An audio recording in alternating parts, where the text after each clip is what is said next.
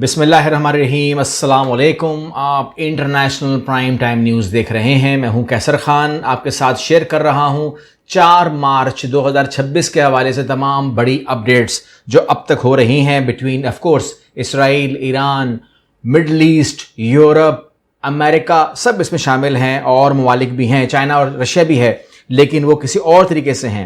मामला ये है कि अगर हम बात करें जापान की, तो जब जापान के ऊपर अमेरिका ने एटम बम मारने थे तो उसने हिरोशिमा पे मारा, नागासाकी पे मारा, उसने टोक्यो पे क्यों नहीं मारा? सवाल ये पैदा होता है क्योंकि ऑपरेशन तो सारा टोक्यो से हो रहा था, मेन जड़ तो टोक्यो था।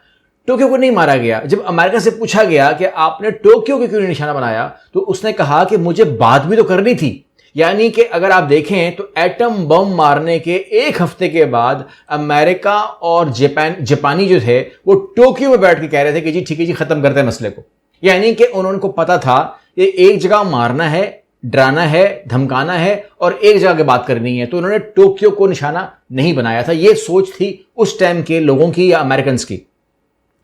आज की जो सोच है उसमें आप देख लीजिए कि अगर मैं बात करूं वजीर दिफा की, इसलिए वजीर दिफा की, वो कहता है आयतुल्लाह खामनाई के बाद इनके हर जानशीन को निशाना बनाएंगे, यानी कि हम किसी फेस को छोड़ेंगे नहीं, कोई भी फेस नहीं होगा ईरान का। मुझे बताइए इसमें नुकसान और फायदा किसका है? अभी भी कोई फेस नहीं है ईरान का, यानी कोई भी सेंट्रल बॉडी नहीं है जो फैसला करे। यानी कि इस टाइम कोई भी क्लेम कबूल करने को तैयार नहीं कि मैं कर रहा हूं, ये मतलब कोई नाम नहीं है इसका, ठीक है ना। और ना ही वो इतना जल्दी में है, बस एक नाम ले रहे हैं कि जी उनके बेटे को बना देंगे, ये कर देंगे, वो कर देंगे, सोच रहे हैं। अभी शुरा फैसला कर रही है, अभी तमाम चीजें कर रही है। तो इस दरमियान में जो कुछ हुआ है मिडल ईस्ट के अंदर या आसपास में जहां पर भी हुआ है, इसकी तो कोई, क्योंकि जो उनकी पासदारान इनकलाब है वो तो ऑटो पे चल रही है, इस टाइम ऑटो पे अटैक्स कर रही है और उसके अंदर उसने एम्बेसीज उड़ा दी हैं। तो जाहिर सी बात है कि चूंकि ये पासदारान इनकलाब कर रही है तो कोई सेंट्रल बॉडी है नहीं, तो आप किसी बंदे को पॉइंट आउट नहीं कर सकते कि ये आप मत कर। मतलब इस टाइम तुर्की ने बात करनी है, इस टाइम पाकिस्तान ने बात करनी है, पासदारान इनकलाब तो बात करता नहीं है। बात करें किससे? पूरी की पूरी काबीना तो उड़ चुकी है। दूसरी नई काबीना बनने में उनके इतने लंबे चौड़े मामलात हैं कि वो खत्म नहीं हो रहे। तो ऐसा लगता है कि अमेरिका कुछ और चाह रहा है और इसराइल कुछ और चाह रहा है। अमेरिका के पास लिमिटेशन है, यानी कि ये जो इंटरसेप्टर आप देखते हैं ना, ये अरबों डॉलर का खेल होता है। अब जो मैंने देखा पूरा का पूरा, जब मैंने कैलकुलेशन की, तो अमेरिका अगर ये इंटरसेप्टर चलाता रहता है, इस तरह चलाना पड़ रहा है उसको, आपको मालूम है इस टाइम जितने भी इंटरसेप्टर थे किसी भी नस्ल के, नए पुराने, वो तमाम के तमाम मिडल ईस्ट से हटा दिए गए और वो सारे के सारे इसराइल की हिफाजत में लगे हुए हैं, ताकि इसराइल के ऊपर जो रोजाना की तादाद में जो नए और भारी भरकम मिसाइल लग रहे हैं, बैलिस्टिक्स आ रहे हैं, ये ना हो। तो इस टाइम जो मिडल ईस्ट है वो कह रहे हैं कि हमें अमेरिका ने किसके रहम पे करम पे छोड़ दिया है, इस टाइम कौन बचाएगा हमको? क्योंकि और बात करें ईरान से तो किससे बात करें? क्योंकि मैंने कहा अगेन वहां पर कोई फेस नहीं है और यही पॉलिसी है आज भी। अगर आप देखें तो वो नहीं चाहता कि मिडल ईस्ट में जंग रुके, मिडल ईस्ट में बमबारी रुके, तो इसीलिए वो इसको लंबा करने के लिए किसी भी जानशीन को नहीं छोड़ने की बात कर रहा, यानी कि फेस रखना नहीं है। तो जब तक फेस नहीं होगा तो ये बिल्कुल जिस तरह हम कहते हैं ना कि एक बैल है जिसका आपने मुंह उड़ा दिया है, अब वो जिधर मर्जी टक्कर मारे, कौन बात करेगा उससे कि मत करो, या कौन को बांधेगा? उसका तो मुंह ही नहीं है। बहरहाल ये सूरत हाल है। अब इसके अंदर जो अमेरिका है वो चाह रहा है कि मसले कहीं ना कहीं रुक जाएं, क्योंकि अगर अमेरिका ने ये कह दिया कि मेरे पास इंटरसेप्टर ख़त्म हो गए, जो लगा भी दिए हैं, तो फिर क्या होगा? क्योंकि जो ईरान है उसका तो बयान ये है कि अगर 6 महीने और साल लगता है तो कोई मसला नहीं है, उसके तो पास मिसाइलों की लाइन लगी हुई है। ये तो वो मिसाइलें जो हाजिर हैं, अगर किसी ने हेल्प कर दी है कहीं से आ गए तो अलग कहानी, वो अलग कहानी है। लेकिन बहरहाल इसराइल चाहता है कि जो माहौल बन गया है, ये माहौल उसको सूट कर रहा है। आपको मैंने बता दिया लेबनान में वो घुस चुका है, तमाम चीज़ें चल रही हैं, ये तमाम चीज़ें हो रही हैं अपने तरीके से। आगे बढ़ते हैं तो जो यूरोप है उसके हवाले से देखें, मैं यहाँ पर पेशेंगोइयों की बात नहीं करता कि कौन क्या कह रहा है, क्योंकि यहाँ पर मैंने बहुत सारी पेशेंगोइयाँ सुनी हैं जो हिंदू पंडित पेशेंगोई कर रहे हैं, वो मैं सुन रहा हूँ। इसके अलावा जो और आप भी सुन रहे होंगे, उसमें यूरोप का नाम आ रहा है कि यूरोप को नुकसान होने वाला है। और यूरोप के अंदर से जो आवाज़ आ रही है वो आ रही है कि तीसरी आलमी जंग छिड़ चुकी है। नेटो कमांडर साबिक नेटो कमांडर कह रहे हैं कि जी जंग छिड़ गई है। और उसने एक बड़ी खतरनाक बात की, तो वो उस पेशंगोई से मुझे जुड़ती नजर आई। कहता है यार ये जंग में कमाल ये होता है, आलमी जंग में कमाल ये होता है, शुरू कहीं पे होती है, खत्म कहीं पे होती है। तो कहता है खत्म ये हमारे पे ना हो जाए, ठीक है। और फिर मैं देखता हूं कि स्पेन के साथ जो है वो तू मैं होती है अमेरिका की, कि हमें आपके अड्डे से काम करना है। उन्होंने कहा कि जी हम तो आपको अड्डा नहीं दे रहे। उसने कहा अड्डा तो तेरा मतलब अच्छे भी देंगे, हम आपसे पूछ थोड़ी रहे हैं, हम आपको बता रहे हैं, क्योंकि पूरे यूरोप के अंदर अमेरिका बैठा हुआ है। तो मतलब ये हुआ कि वो ज़माना चला गया है जब 72 मुल्क मिलके इराक पे हमला करते थे या 72 मुल्क मिलके अफगानिस्तान पे हमला करते थे। यहाँ तो मामला ये है कि आपके सामने ईरान है और आप 72 नहीं है, 2 मुल्क हैं, तीसरा आपको अड्डा नहीं दे रहा। एक बात हो गई, ठीक है ना। आपके पास लिमिटेशन है, आप मान नहीं रहे, ठीक है। आपका जो इब्राहिम लिंकन है वो फरार हुआ है। रात तक जब मैंने उसको चेक किया, जब मैंने उसकी मैंने उसकी सर्वेलेंस की, तो मुझे पता लगा कि 500 किलोमीटर की रेडियस में नजर नहीं आ रहा। वो 500 किलोमीटर की रेडियस में अगर वो नहीं है, मतलब ये कि आगे निकल चुका है वो।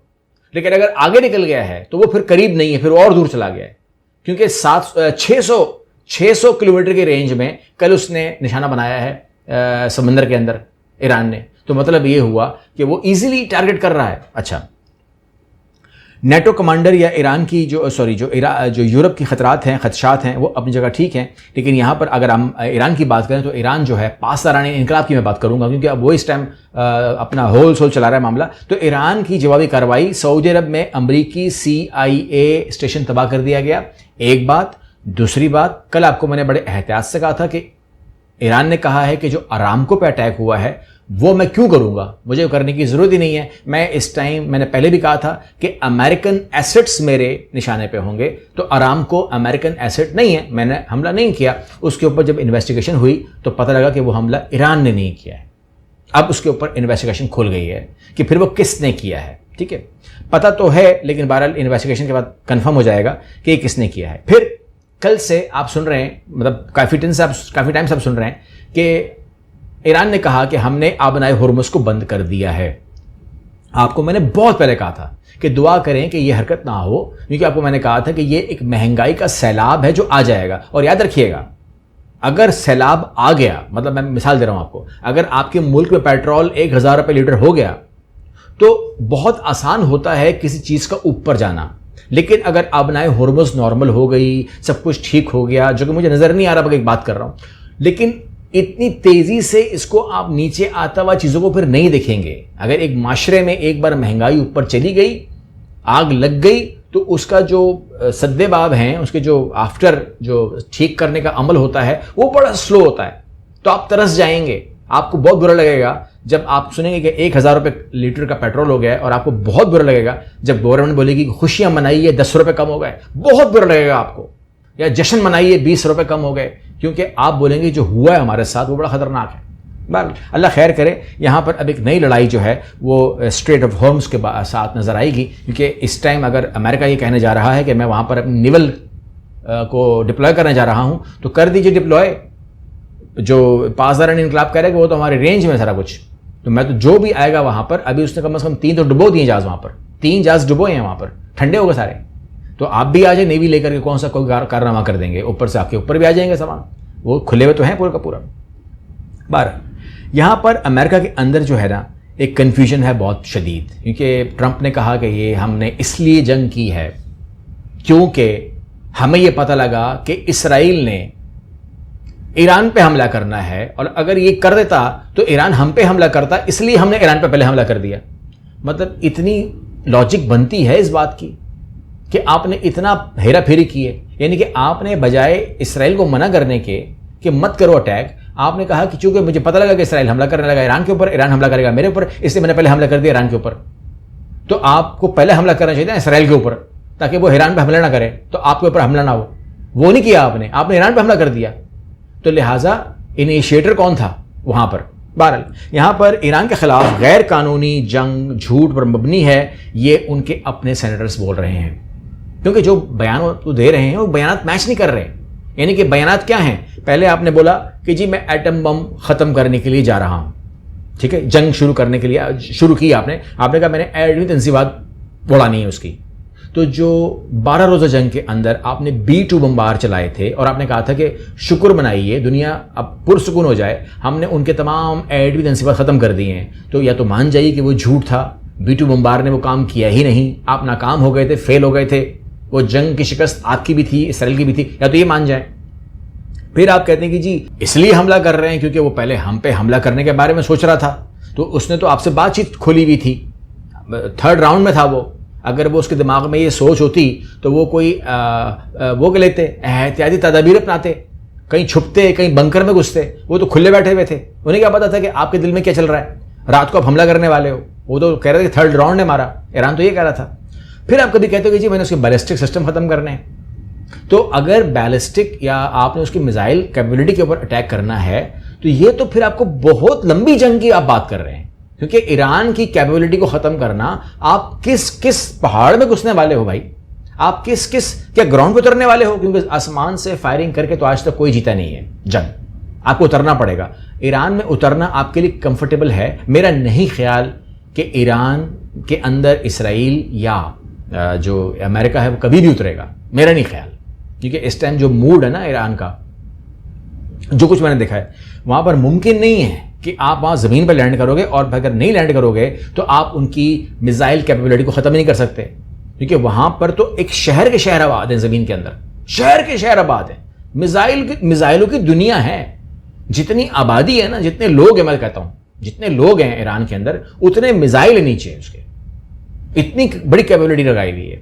और मुझे तो उस दिन को मैं सोच रहा हूं कि जब अमेरिका बोलेगा कि मेरे पास इंटरसेप्टर खत्म हो गए हैं, तो उस वक्त जब ये अपने आजकल जो ये मिसाइल मार रहा है ना ईरान, ये कह रहा है कि ये वो मिसाइल हैं जो मेरे पुराने मिसाइल हैं, यानी कि वो निकाल रहा हूं माल, उसके ऊपर आपके असली इंटरसेप्टर चल रहे हैं, असली खर्चा हो रहा है। तो जिस दिन ये अनाउंस उन्होंने किया कि हमारे सिस्टम ठंडे हो गए, कूलेंट पे चले गए, तो उसके बाद ईरान कह रहा है कि जी मैं आपको बताऊं मिसाइल होते क्या हैं, कौन सी नस्ल मेरे पास है असल में, ठीक है। और फिर जाहिर सी बात है उसने टाइम गुजारा है चाइना के साथ, रशिया के साथ। ऐसा नहीं हो सकता उसके पास टेक्नोलॉजी ऐसी ना हो जो कह रहा है। वैसे तो वो खुद भी बहुत ज़्यादा एडवांस है, लेकिन आपके साथ जुड़े हुए ममालिक हैं ना, चाइना और रशिया, वो तो आजमाई हुई चीज़ है, पाकिस्तान ने आजमाया हुआ है उसको, तो सिंपल सी बात है, वो तो ढूंढ ढूंढ के मारते हैं। बाकी खबरों पर भी बात कर लेते हैं, और वो ये है कि जर्मनी कह रहा है कि यकीन नहीं है कि अमेरिका और इसराइली हमले ईरान में अंदरूनी तब्दीली लाएंगे।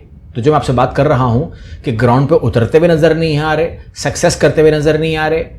अमेरिका कह रहा है बातचीत हो जाए मेरी, किसी तरीके से कोई मुझे आवाज़ दे दे कि बैठ जाओ बात कर लेते हैं। और जो इसराइल है वो कह रहे कि जी जो हो रहा है ये माहौल बड़ा प्यारा है, तो इसके अंदर जो है वो अचीवमेंट हो जाएगी मेरी, यानी कि बहुत तबाही और बर्बादी जो है वो मिडल ईस्ट में हो जाएगी, तो मेरे लिए आसान होगा, क्योंकि इसराइल जो है वो एक आबाद और खूबसूरत इलाके पर कब्जा नहीं कर सकता, वो एक बर्बाद खंडर के ऊपर कब्जा कर सकता है। तो अगर खंडर बन रहा है तो अच्छी बात है, बनने दें इसको।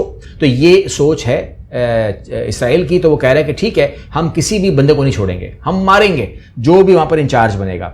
लेकिन मैं आपको अभी जो अपडेट्स हैं थोड़ी सी वो दे देता हूं आखिरी में, और वो ये है कि ईरान अपडेट्स हैं, US bases embassies attack as Tehran step up Gulf strike. यहाँ पर अटैक्स हो गए हैं, यहाँ पर Iran shoot down another US F-15 fighter jet, एक जहाज और गिरा दिया है उन्होंने। ये बड़ा नुकसान है, और अगर इस तरीके से जहाज गिर रहे हैं तो फिर तो यूएस को अपनी खैर बनानी चाहिए। इसके अलावा मैं आपको एक खबर और दे दूं, वो ये है कि powerful strike IRGC hits US destroyer with ballistic strategic cruise missile in Indian ocean. तो आपके बहरा अरब के अंदर उन्होंने एक अमेरिकन डिस्ट्रॉयर को भी तबाह कर दिया है। ये तकरीबन कोई 600 से 700 किलोमीटर के दूर था जिसको उड़ा दिया गया। तो मैंने कहा कि इसका मतलब है कि अब्राहम लिंकन बहुत दूर भाग चुका है, वो दूसरे को तो पता ही नहीं है।